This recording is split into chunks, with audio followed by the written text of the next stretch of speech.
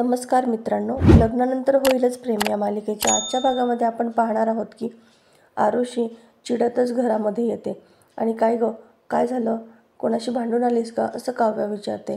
आरुषी सांगते की अगं सिनियर आहे म्हणून काय डोक्यावरती शिंगा आली आहेत का, चक्क सरळ सरळ माझी बाईक पार्किंगमधून हाताने खेचून बाहेर काढली. काव्या विचारते काय, कोण आहे हा असा. आरुषी सांगते की आहे एक सिनियर. आगाऊ कुठला. काव्या म्हणते पण हा तर सरळ सरळ अन्याय आहे. आरुषी म्हणते तेच ना, आणि कॉलेज काय बापाचं आहे का त्याच्या, काय पार्किंग विकत घेतलंय का त्यांनी. काव्या विचारते की तू काय केलंस आरू, हार मांडलीस का. आरू म्हणते मी एकटी होते, मी तरी काय करणार. काव्या म्हणते अगं वेडी आहेस का तू, उद्या तू त्याच ठिकाणी गाडी पार्क कर, मग बघूयात काय होतंय ते. मी आहे ना, काहीच होणार नाही. एक गोष्ट लक्षात ठेव, अन्याय कधीही सहन करायचा नाही, आणि हा नियम तोडणाऱ्या लोकांना तर आपण नक्कीच धडा शिकवायचा, लक्षात ठेव. आरुषी काव्याला मिठी मारते. तितक्यात नंदिनी तिथे येते. ते दोघीही घाबरतात.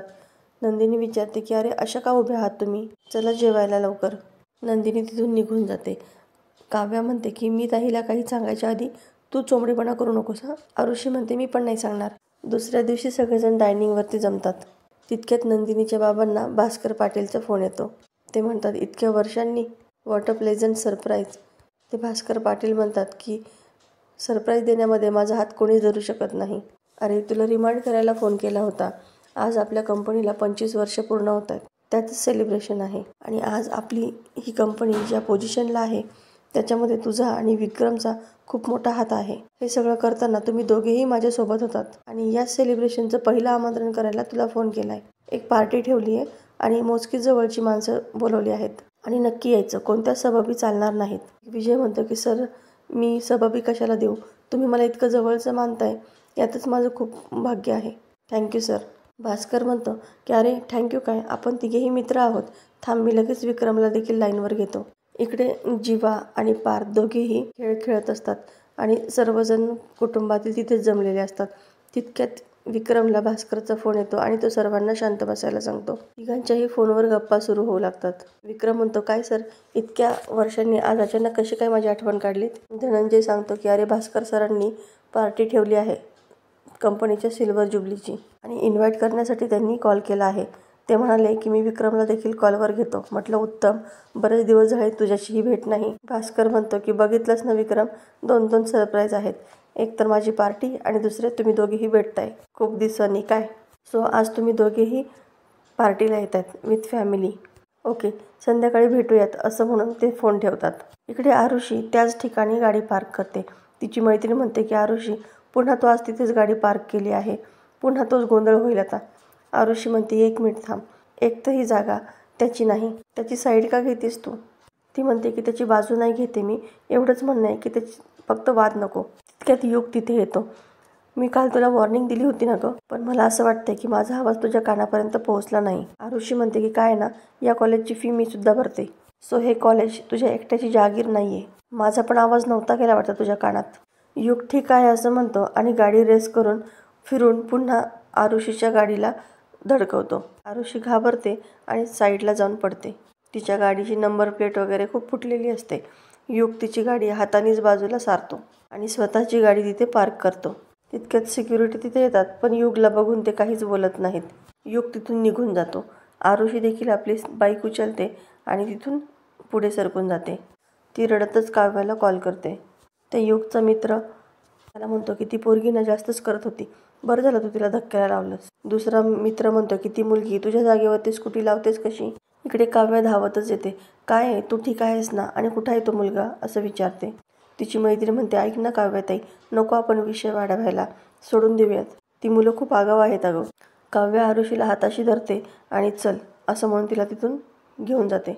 काव्या म्हणते तुमच्यापैकी युगंधर कोण आहे. युग तिच्या समोर येतो आणि म्हणतो मीच आहे युगंधर.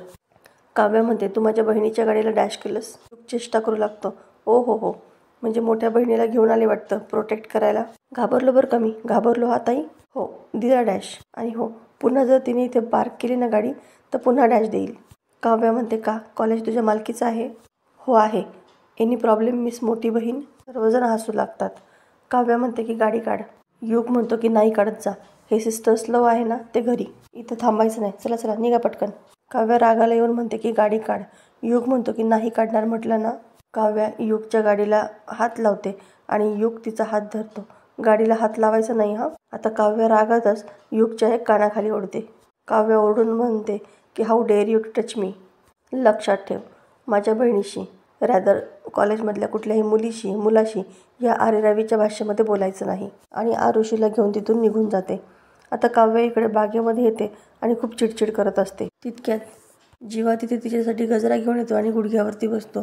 ती म्हणते की मूर्ख, नालायक, हे असं कुणी ट्रीट करतं का मुलींना? जीवाला काही कळत नाही. तो स्वतःशीच म्हणतो, अरे मुलींना ट्रीट करायची हीच पद्धत आहे ना? करेक्ट आहे, मग ही अशी का बोलली? काव्या म्हणते की अक्कलशून्य, मॅनरलेस, मूर्ख असतात काही माणसं. जीवा म्हणतो, काय हे गजरा देण्यामध्ये सुद्धा मॅनर्स असतात? मला वाटलं की फक्त रोमॅन्स असतो. गजरात तर काही प्रॉब्लेम नाहीये असं म्हणून गजराचा वास घेऊ लागतो. काव्या चिडूनच म्हणते की काय करतोयस तू? अबोलीच्या फुलांचा गजरा तुला हवा होता ना, त्या दिवशी तू मागितला होतास. पण ठीक आहे, तुला नको असेल तर मी दुसरं एखादं फुल आणतो. काव्या म्हणते, काय चाललंय तुझं जीवा? जीवा म्हणतो की अगं तुझं काय चाललंय? आल्यासारखी चालूच आहेस, चावी दिलेल्या बाहुलीसारखी. किती बोलशील या भाबड्या जीवाला?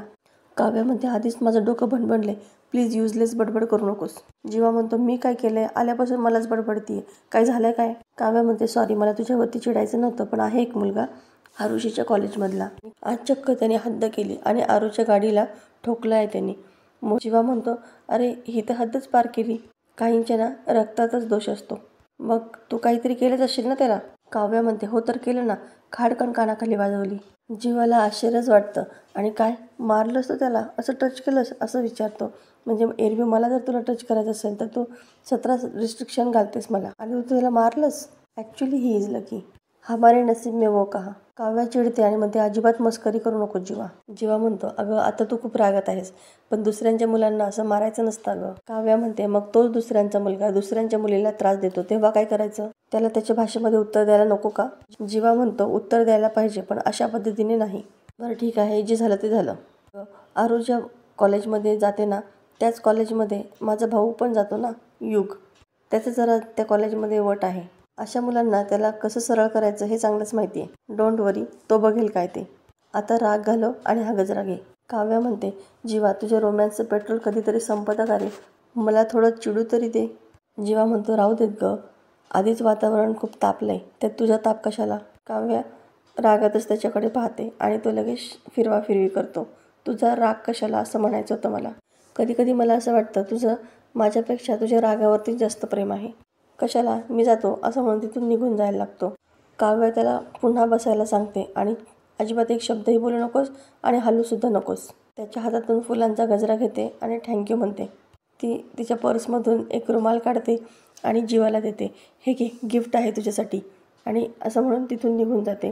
जीवा म्हणतो, अगं गिफ्ट आहे ना ते, मग असं बसच्या तिकीटसारखं देऊन निघून कुठं जातेस? तो विचार करतो की रुमाल दिला आणि पाठीमागे पाहतो तर त्याच्यावरती छानशी एम्ब्रॉयडरी केलेली असते आणि त्याच्यामध्ये जे आणि के अशी लेटर कोरलेली असतात. स्वतःशीच म्हणतो की तू ना खूप गोड वेडी आहेस. माझ्यावरती सतत चिडणारी मनोवन माझ्यावरती इतकं प्रेम करत असेल असं वाटलंच नव्हतं मला. This is very special for me. तू जरी हे आता रुमालावरती कोरलं असलंस ना, तरीसुद्धा हे आता कायमचं माझ्या हार्टवरती कोरलं आहे. आरुषी त्याच्याकडे वळून पाहते. जीवा तिला फ्लाइंग किस देतो आणि पुन्हा पकडून आपल्या खिशामध्ये ठेवतो. इकडे युग विचार करत असतो आणि त्याला फक्त काव्याचे शब्द आठवत असतात. पार्थ म्हणतो की जीवा रात्री कुठे जाऊ नको, आपल्याला पार्टीला जायचं आहे भास्कर भोसले यांच्या. जीवा म्हणतो, हो ठीक आहे, आणि मोठे बिल्डर आहेत ना ते, मग कनेक्शन वाढतील, अटेंड करायलाच पाहिजे. पार्थ म्हणतो की बाबांचं आणि भास्कर काकांचं बॉन्डिंग तसं छान आहे. त्यांच्या कंपनीला 25 वर्ष पूर्ण झालीत, so we have to go. Jeeva म्हणतो की ठीक आहे, तर मग संध्याकाळ झालीच याची, तूही रेडी हो आणि मीही रेडी होतो. युगला आवाज देतो, पण युगचं काही लक्ष नसतं. पार्थ म्हणतो, युग लक्ष कुठे आहे तुझं? आणि काय रे, याचा का असा पुतळा झाला आहे? जीवा म्हणतो, तू सोडणार रे, मी बघतो त्याच्याकडे.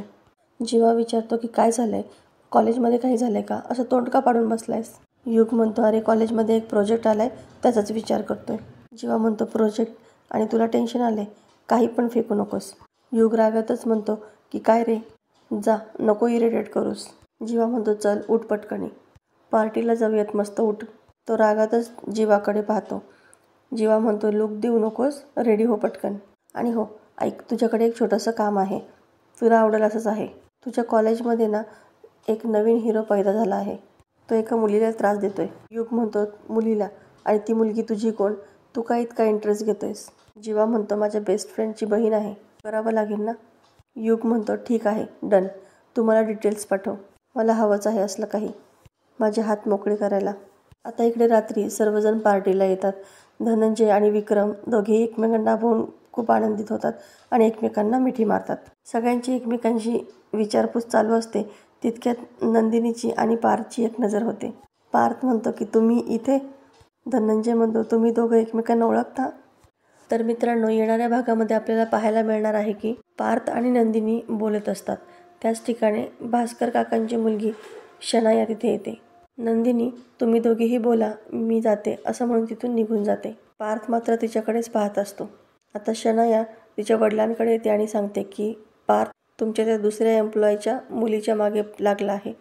तुम्ही तुमच्या त्या एम्प्लॉयला सांगा की मला त्याच्याशी लग्न करायचं आहे. आता इकडे पार्थ आणि नंदिनी बोलत असताना शनाया त्याला तिथून ओढून घेऊन येते. पार्थला तिच्या या वागण्याचा काही अर्थ लागत नाही. शनाया पार्थला म्हणते की तू आता शनायाचाच आहेस. पार्थला जरा आश्चर्यच वाटतं. तर मित्रांनो, अशाच नवनवीन व्हिडिओ अपडेट पाहण्यासाठी चॅनलला सबस्क्राईब करा. नोटिफिकेशनसाठी बेल आयकॉन अवश्य दाबा. व्हिडिओ पाहिल्याबद्दल धन्यवाद.